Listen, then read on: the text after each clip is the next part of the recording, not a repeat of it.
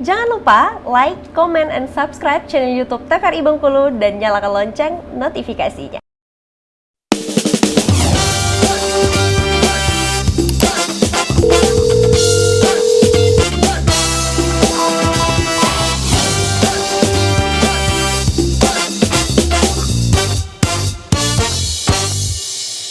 Terima kasih pemirsa Anda masih setia bersama kami di Dokter Kito bersama Kito Sehat. Kita masih membahas pada ektima atau biasa juga dikenal dengan koreng. Ini seperti itu sampaikan di awal ya, ternyata ektima ini lebih sering menyerang orang-orang dengan sistem kekebalan tubuh yang lemah, tentunya mungkin imun lagi turun dan terjadi juga infeksi, jadi lebih sering untuk terkena ektima ini. Ini untuk ektima tadi kan dok kita sudah bahas mengenai definisinya dan lain sebagainya. Ini untuk selanjutnya tentunya kita akan bahas apa lagi dok? Gejala atau seperti apa? Kita biar mendiagnosa lagi. Oh, mendiagnosa Iya, lagi. betul. Ini kita langsung aja ke dokter Juni dok ya. Langsung aja deh dok. Oke, pemirsa di rumah sambil kita menunggu slide ya. Ini sudah kita bahas panjang dan lebar dari awal sampai ke gejala nih. Apa sih itu ektima? Jadi pemirsa di rumah sudah tahu nih, walaupun namanya cantik ya ektima, jadi jangan kasih nama anak ektima. Ternyata itu infeksi bakteri ya. Namanya koreng lagi. Betul. Ada lagi pioderma, itu indukannya ektima. Artinya infeksi bakteri pada kulit. Cantik juga tuh namanya. Jadi bertambah pengetahuan pemirsa di rumah selain nanti tata laksananya. Oh ternyata ada ya namanya penyakit ektima begitu. Oke, kita tunggu sebentar. Nah, untuk mendiagnosa suatu penyakit seperti biasa itu ranahnya tenaga medis, terutama adalah dokter. Di atasnya lagi, di atas dokter umum itu adalah dokter spesialis kulit. Tapi untuk gejala ektima, terutama yang belum ada komplikasi lebih lanjut, itu masih bisa ditangani oleh dokter umum. Jadi untuk para orang tua di rumah bingung bawa anaknya ke puskesmas, bisa diselesaikan di puskesmas. Saya nggak bisa dok bersihin lukanya gitu ya. Bawa anaknya ke puskesmas, nanti diajarkan cara bersihkan luka yang baik dan benar. Karena pada dasarnya itu paling utama adalah perawatannya supaya lukanya bersih kemudian sembuh dengan baik ya. Oke, ektima itu sendiri tadi dia bagian dari pioderma ya. Nih kalau susah bayanginnya, pernah bayangin kue cucur? Yang ditusuk tengahnya berlubang terus pinggirnya agak tinggi, bentukannya kurang lebih kayak gitu. Intinya ada lubang, pinggirnya agak tinggi ya. Bakterinya jadi sudah dijelaskan, tadi namanya bakteri Streptococcus beta hemolyticus. Tahu dari mana dok bakterinya? Ada pemeriksaannya. Oke, jadi untuk mendiagnosis kadang kita ada yang sampai perlu kultur bakteri. Benar nggak bakterinya ini resisten atau enggak? Tapi sebelum sampai ke tahap itu untuk mendiagnosis ektima kita perlu tanya-tanya dulu nih si dokternya kepada pasien maupun keluarganya kalau pasiennya kebetulan masih anak-anak. Yang kita tanyain atau yang kita anamnesa pertama adalah personal hygiene-nya gimana. Ibu anaknya biasanya mandi sendiri atau dimandiin, mandinya pakai sabun atau enggak, setelah itu sering main kotor-kotor atau enggak. Oh iya ibu sering main kotor-kotor gitu. Setelah main kotor-kotor apakah dicuci dengan baik kakinya atau langsung tidur naik ke kasur begitu, itu ditanyain. Kemudian lingkungan anaknya ditanyain juga, ada enggak yang di sekitar atau teman bermain yang kontak erat atau saudaranya yang pakaiannya dipakai bersama, handuknya dipakai bersama, ada enggak yang terkena gejala yang sama begitu. Setelah itu kita tanyain riwayat penyakit lainnya.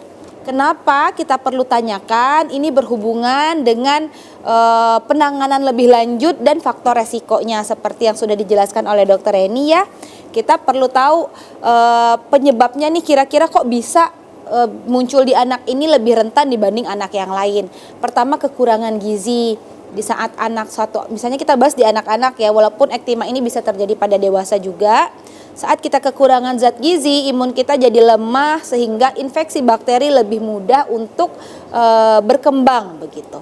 Kemudian ada anemia, ada penyakit kulit lain. Nah, maksudnya penyakit kulit lain di sini adalah ektimanya sebagai infeksi sekunder. Artinya misalnya awalnya dia alergi, gatal, digaruk-garuk luka. Kebetulan personal hygiene-nya tidak baik, terpaparlah oleh bakterinya, akhirnya bisa jadi ektima. itu bisa overlap penyakitnya. Dia tidak harus berdiri sendiri. Bisa jadi awalnya dimulai dengan penyakit kulit lain. Bisa juga tidak ya. Kemudian adakah diabetes mellitus atau tidak? Kenapa diabetes mellitus ini menjadi not sendiri? Pada orang pasien diabetes mellitus itu fungsi vaskular pembuluh darahnya sudahlah tidak seperti orang pada normalnya. Imunnya begitu pula imunnya setelah itu Lebih rentan. lemah tentunya, Dok, ya. Betul. Jadi saat terkena bakteri dia lebih rentan, lebih beresiko kena dan lebih sulit sembuh. Ya. Oke, jadi perlu perawatan khusus. Sekali lagi di note untuk pemirsa di rumah yang ada penyakit diabetes mellitus, bukan hanya diabetesnya yang harus diwaspadai, tapi penyakit penyerta yang bisa muncul baik di kulit maupun di organ-organ lain tetap harus diwaspadai. Oke, kemudian riwayat keluarga. Riwayat keluarga ini balik lagi ke personal hygiene. Biasanya di satu keluarga nggak mungkin dia kotor sendirian atau bersih sendirian.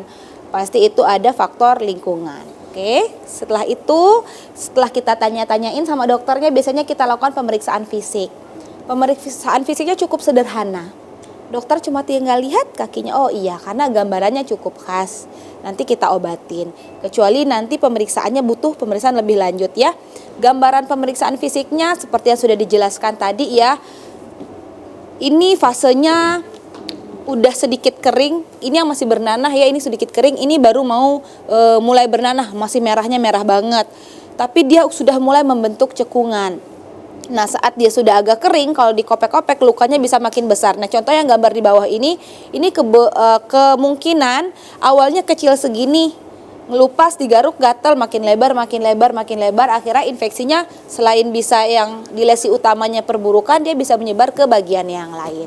Biasanya nanti ada fase sembuh mulai, artinya ini mulai kering, ini baru mulai kayak gitu. Dia bisa beragam bentukannya, nggak harus bentukan satu di satu bagian dan nggak harus di satu bagian kaki, bisa jadi dia ke kaki kanan atau ke ekstremitas lain. Walaupun kebanyakan memang kasusnya itu di ekstremitas bawah atau di kaki ya. Oke. Ciri khasnya apa? Krusta atau korengannya itu warnanya kuning. Lokasinya di tungkai bawah atau kaki. Kalau diangkat krustanya atau dicongkel, dia tampak lekat dengan dasarnya ada lubang. Ada lubangnya ya, ada cekung. Setelahnya kita lakukan pemeriksaan penunjang. Ini jika perlu, jadi tidak harus. Jadi ibu-ibu di rumah seandainya ada bawa anaknya ke puskesmas, enggak dok, aku habis ditanya-tanyain sama dilihatin dokternya kok langsung dikasih obat. Karena tidak diperlukan pemeriksaan penunjang. Jadi penunjang ini hanya menunjang jika dibutuhkan. Nah, pertanyaannya kapan dibutuhkan? Jika sudah diobati, kemudian tidak ada progres yang bagus, tidak sembuh, berarti kan ada sesuatu hal yang lain.